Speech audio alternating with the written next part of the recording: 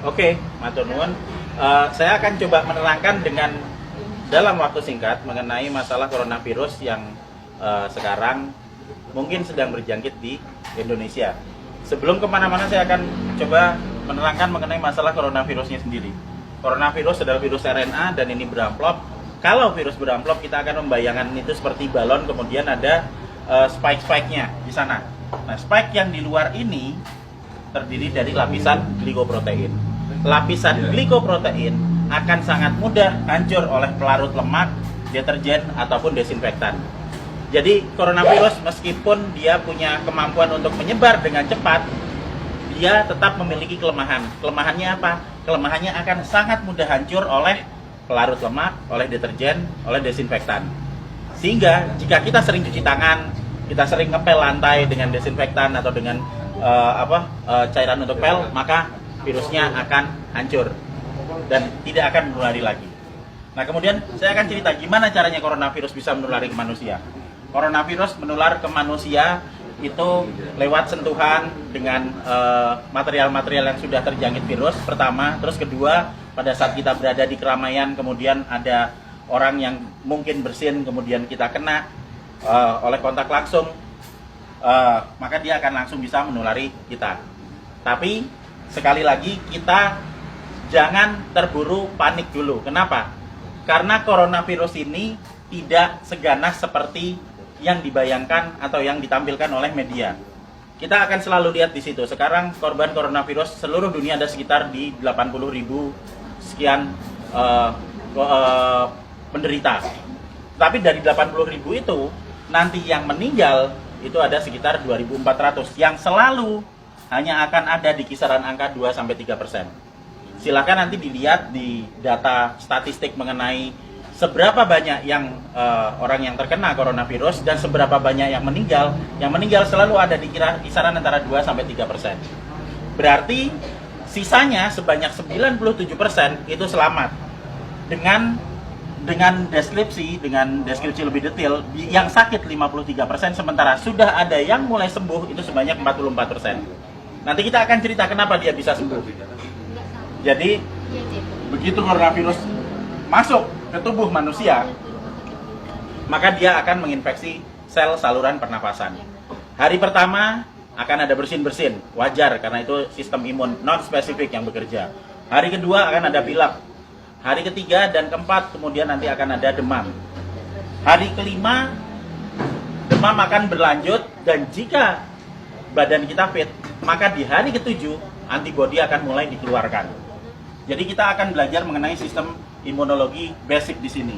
Pada saat terkena pertama kali, maka tubuh perlu waktu 7 hari untuk memasukkan data mengenai virus yang masuk ke sini ke sel memori. Di hari ketujuh ini ada antibodi. Hari ketujuh antibodi akan meningkat, akan keluar di sini hari ketujuh. Hari ke-14 dia akan naik sampai ke atas maksimal.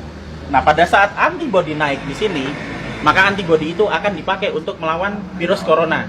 Karena antibodi sifatnya spesifik. Antibodi anti corona hanya bisa dipakai untuk menangani virus corona.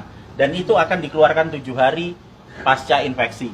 Yang akan sampai di puncaknya di 14 hari. Pada saat antibodi sampai di puncak, maka virus corona akan ditangani oleh antibodi di dalam tubuh kita sendiri. Karena virus hanya bisa ditangani oleh antibodi. Beda dengan bakteri. Bakteri bisa pakai antibiotik, virus nggak mempan.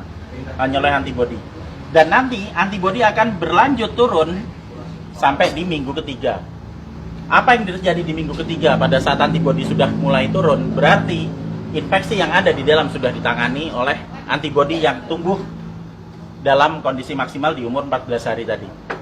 Jadi sesudah 21 hari otomatis virus yang ada di dalam badan kita sudah tertangani. Apa yang terjadi kalau nanti ada serangan virus lagi? Jika ada serangan virus lagi, data yang ada di sel memori akan dikeluarkan sehingga respon imun kedua akan berlangsung 24 jam sesudah paparan. Jadi misalnya saya sudah pernah kena corona dan saya bisa bertahan hidup sampai 14 hari, maka saya akan kebal seterusnya.